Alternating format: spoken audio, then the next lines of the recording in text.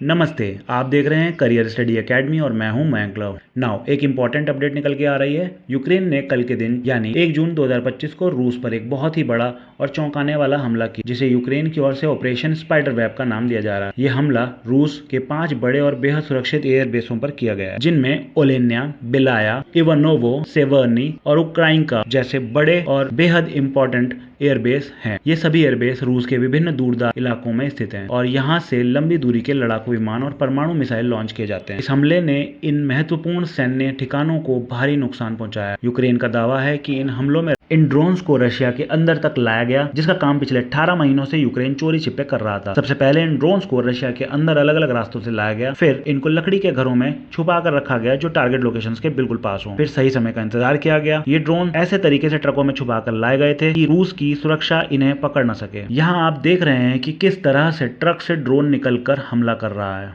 रूस के लिए ये बहुत बड़ा झटका है, क्योंकि इससे उसकी मिसाइल हमले की ताकत लगभग 34% कम हुई है। इस हमले में रशिया का लगभग 40 से भी ज्यादा बॉम्बर एयरक्राफ्ट या खराब हो गए हैं या तो बिल्कुल बेकार हो गए हैं। यूक्रेन का कहना है कि उसने रशिया के स्ट्रेटेजिक बॉम्बर फ्लीट में A-50 early warning planes, Tu-22M3 strategic bomber, Tu-95MS strategic nuclear bomber को टारगेट करा था। इस लापरवाही की वजह से रूस को बहुत बड़ा नुकसान उठाना पड़ा है। उसने 5 प्रांतों में यूक्रेनी हमलों की पुष्टि की है और इसे आतंकी हरकत बताया है। दरअसल यूक्रेन ने शांति की बातें करके दुनिया को यह भरोसा दिलाने की कोशिश करी कि वह बातचीत और समझौते के लिए तैयार है, लेकिन यह हमला करके उसने शांति की उन सभी उम्मीदों पर पानी फेर दिया जो इस्तांबुल में होने वाली थी। इस हमले के बाद यूक्रेन अपनी पीठ तो थपथपा रहा है और यूरोप भी उसका पूरा समर्थन दे रहा है। यह समर्थन यूक्रेन को ताकत देता दिख रहा है। हम सब जानते हैं कि जब यूक्रेन के राष्ट्रपति जेलेंस्की अमेरिका गए थे तो वहां उनकी डोनाल्ड ट्रंप से जोरदार बहस हुई, जो पूरी दुनिया ने देखी। जेलेंस्की उस बहस के बाद डांट खाकर वापस लौटे, लेकिन इस बड़े हमले को देखकर लगता है कि पीछे से ट्रंप की भी भूमिका रही है। बिना ट्रंप की अनुमति के इतना बड़ा हमला नहीं किया जा सकता।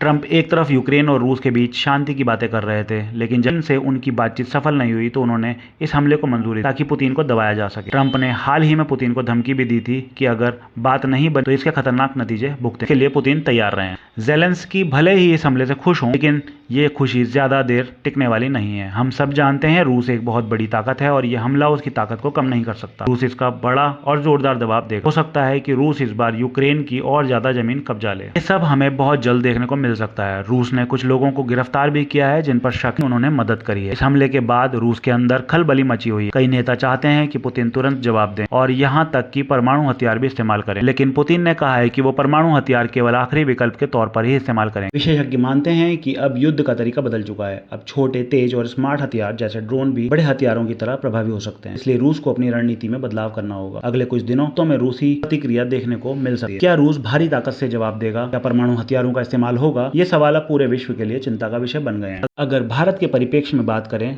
तो यहाँ इस ऑपरेशन से भारत को भी एक अहम सीख मिलती है। हमें भी ऐसे चुपचाप और दूर तक मार करने वाले हमलों के लिए तैयार रहना चाहिए। खासकर छोटे ड्रोन अब युद्ध में बड़े हथियार बनते जा रहे हैं। भारत को चाहिए कि वह ऐसे ड्रोन न सिर्फ हथियार के तौर पर विकसित करे, बल्कि उनसे बचने की पूरी तैयारी भी रखे। हालांकि अच्छी बात यह है कि भारत सरकार पहले से ही इस दिशा में सक्रिय है। DRDO की मदद से लगातार ऐसे हथियार ड्रोन बनाए जा रहे हैं और साथ साथ एंटी ड्रोन सिस्टम भी विकसित किए जा रहे हैं ताकि दुश्मन के ड्रोन का मुकाबला किया जा सके। हाल ही में रक्षा मंत्रालय ने एक अहम फैसला लिया, इसके तहत भारत के T-90 और T-72 टैंकों पर एंटी ड्रोन सिस्टम लगाने की प्रक्रिया को मंजूरी दे दी। सिर्फ युद्ध के मैदान में ही नहीं, बल्कि आम जगहों पर भी अब ड्रोन खतरा बनते जा रहे हैं। पाकिस्तान के साथ बढ़ते तनाव को देखते हुए ताजमहल जैसे संवेदनशील स्थानों पर भी सुरक्षा कारणों से एंटी ड्रोन सिस्टम लगाने की तैयारी है। इसी तरह उड़ीसा सरकार ने भी हाल ही में फैसला लिया कि पुरी के प्रसिद्ध श्री जगन्नाथ मंदिर पर भी एंटी ड्रोन सिस्टम लगाया। नियम तो यह है कि ऐसे स्थलों पर 500 मीटर के दायरे में ड्रोन उड़ाना सख्त मना है। फिर भी मंदिर समिति का कहना है कि उन्होंने कई बार छोटे ड्रोन्स को मंदिर के बिल्कुल पास उड़ते देखा। इन घटनाओं से ये साफ है, आने वाले समय में सुरक्षा का मतलब सिर्फ बंदूक या सेना ही नहीं होगी,